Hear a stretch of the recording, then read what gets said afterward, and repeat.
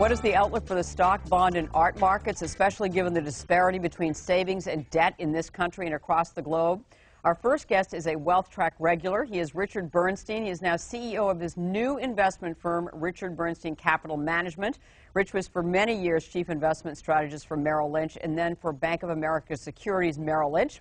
He has been voted to the Institutional Investor All-America Research Team 18 times, and 10 of those times as #1 portfolio strategist. We are also delighted to welcome back a man who knows the credit markets inside out, especially the mortgage-backed securities markets. He is Michael Farrell. He is CEO of Analysiert Capital Management that invests in U.S. residential mortgage-backed securities issued by Fannie Mae, Freddie Mac, and Ginnie Mae. Analysiert is a sponsor of Wealth Track, but Mike is here due to his proven expertise as an analyst and an investor. So Rich, you make a distinction between what's going on with the cyclical outlook, short-term trends, and the secular long-term outlook. That's right. So, you know, how do they differ? Well, I think the cyclical outlook is actually, I would argue, reasonably bullish right now. We've had a lot of monetary stimulus, a lot of fiscal stimulus, and I think to say that that's not going to work at all is just horrifically bearish. I really think it's going to work. And our indicators for things like corporate profits are very, very bullish right now. So I think we're going to see some cyclical oomph in the economy. However, what's happened is there's been no work done through policy measures anywhere around the world to address the secular structural problems in the global economy. Most of our fiscal policy has been aimed at consumption, not at savings and investment. Most of China's has been on investment and infrastructure, not on consumption. It looks like Mr. Bernanke is going to be reappointed as Fed chairman.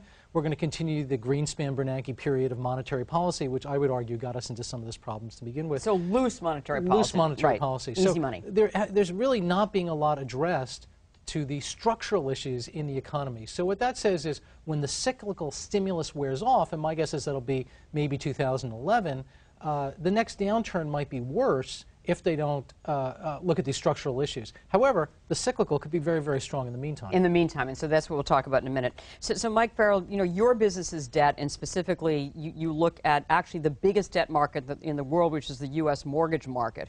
So what is the U.S. mortgage market telling you about the short-term outlook and about the long-term prospects as well? I think that we're in an extremely fragile recovery that is being pushed along by the stimulus package. I think that at the end of the day, housing is being supported by government lending. Right. 95% of all loans that were done in 2009 came out of the government guarantee sector. Yep, and we saw that chart that you presented to us in my opening remarks. It's an extremely disconcerting sign to see that there's no liquidity in homes that are above the government guarantees. The lending is not going on in the private sector. It's being crowded out, in my mind, by the amount of debt being issued and guaranteed by the Treasury and these government agencies that are on the side. The difference between this cycle and the last cycle, to me, is that I think we're watching the end of a consumer supercycle in credit that started in the 1960s.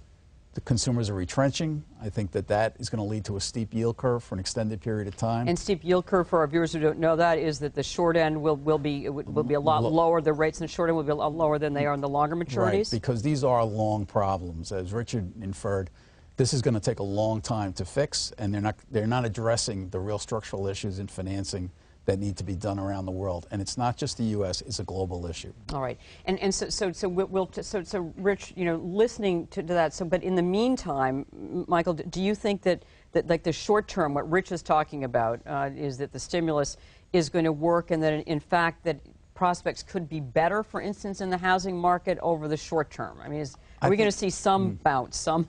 I think America's corporations are extremely well positioned to take advantage of the current position. But that doesn't mean that profits are going to lead to more job growth or that profits are going to lead to more stabilization in housing. There's a very powerful deleveraging going on in the system. It continues not only in housing, it's going on in commercial real estate, it's going in small business lending. Those crowding out effects from the government borrowing is very similar to what we went through in the 1950s post-World War II when the government borrowed so much money to win the war. All right.